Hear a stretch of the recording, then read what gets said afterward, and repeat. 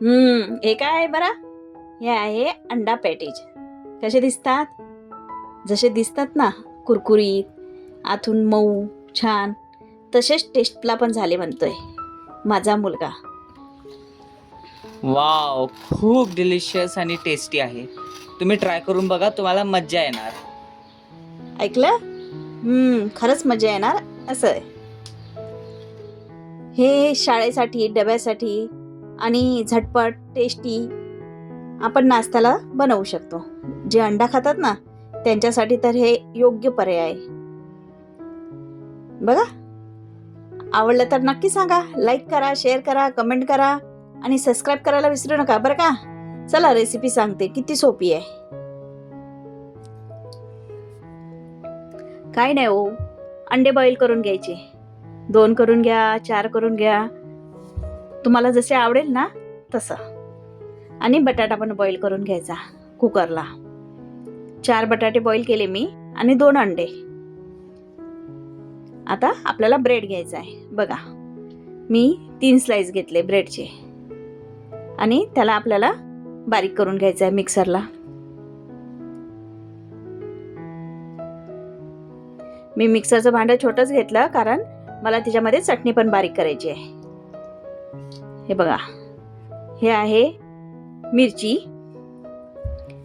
कोथिंबीर, पुदिना आणि कढीपत्ता. हे तुमच्या आवडीनुसार तुम्ही घ्या, जसं तुम्हाला हवं तसं.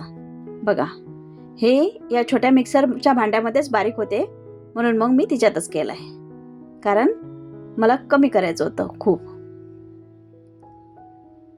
आता ब्रेड बारीक करून घेतलाय, तो साईडला ठेवायचा आणि बटाट्याची साल काढून घ्यायची आणि त्याला खिसून घ्यायचा. हाताने कूस करून घ्यायचा असेल तर हाताने करून घ्या, काही फरक नाही पडत. ब्रेड क्रम्स टाकायचे. ही मिरे पावडर आहे आणि मीठ आहे. हे आपल्याला मिक्स करून घ्यायचं. खाली बटाटा आहे. हे छान मिक्स करून घ्यायचं.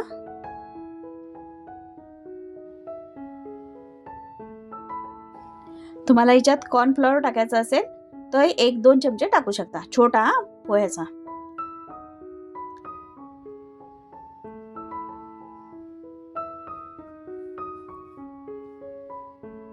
बघा, असं सर्व साहित्य मिक्स झालं पाहिजे.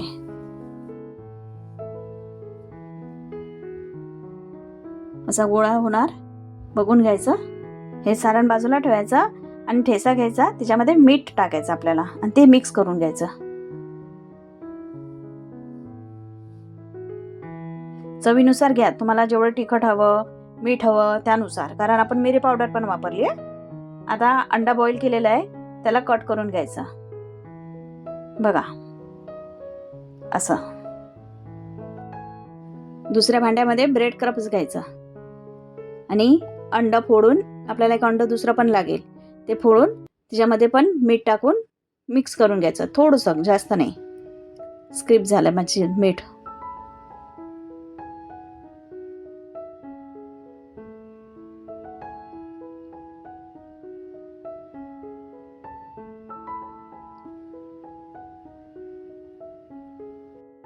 बटाट्याचं सारण जे तयार केलं ना, त्याचा गोळा करून तो घ्यायचा तयार करून. बघा, त्याला छान थोडी अशी थापून हातावर, त्याच्यामध्ये आपल्याला जो आपण ठेचा बनवला आहे तो, पुदिना वगैरे, त्याने खूप छान टेस्ट येते, ते ठेवायचं.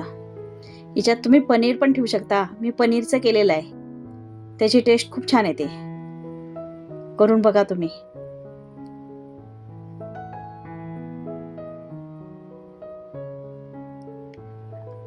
अंड कसं ठेवलंय मी ते बघितलं ना, तसंच ठेवायचं.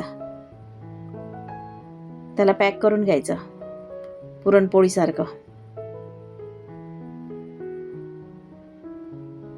त्याला एक आकार तुम्हाला गोल हवा, अंडाकृती हवा, तुमच्या मनाने तुम्हाला जसा द्यायचा तसा देऊ शकता. ते आता जे अंडा आपण घेतलंय त्याच्यामध्ये बुडवून नंतर ब्रेड क्रम्स लावायचे. बघा, आणि हे साईडला ठेवायचं.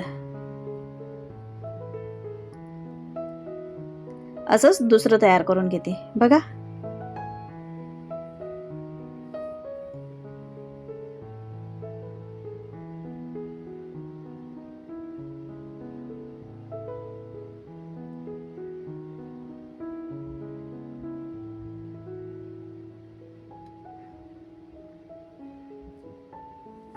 मुलांना हेल्दी नाश्ता पण होतो आणि त्यांना आवडेल पण, काहीतरी वेगळं दिलंय म्हणून डब्यामध्ये, है ना.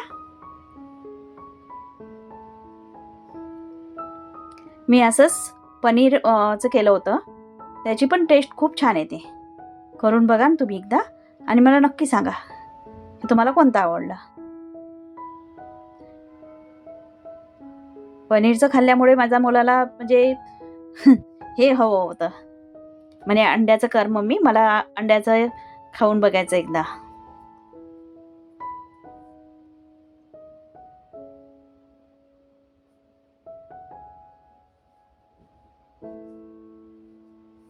आता इकडे पॅनमध्ये मी थोडं तेल टाकलंय बघा.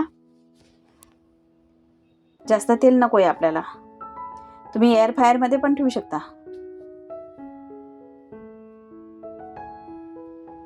आता ते पॅटीज आपल्याला ठेवायचे आहेत त्याच्यामध्ये.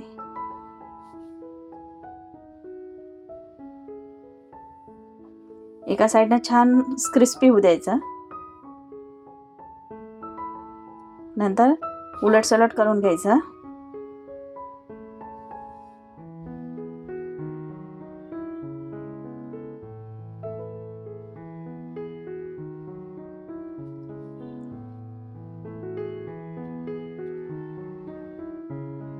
बघा साईडला मी कसं करून घेतलंय.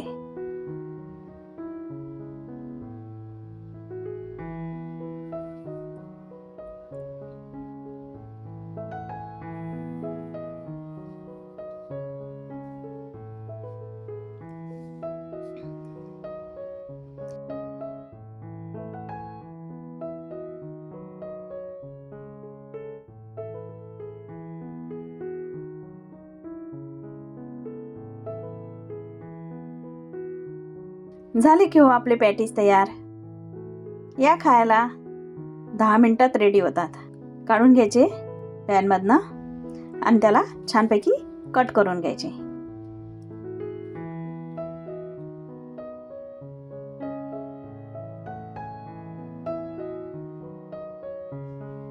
बघा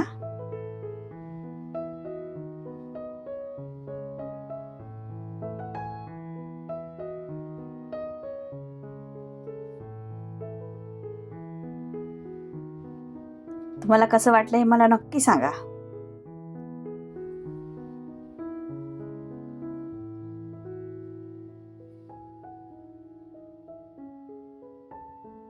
तुम्हाला माझी रेसिपी आवडल्यास नक्की लाईक करा.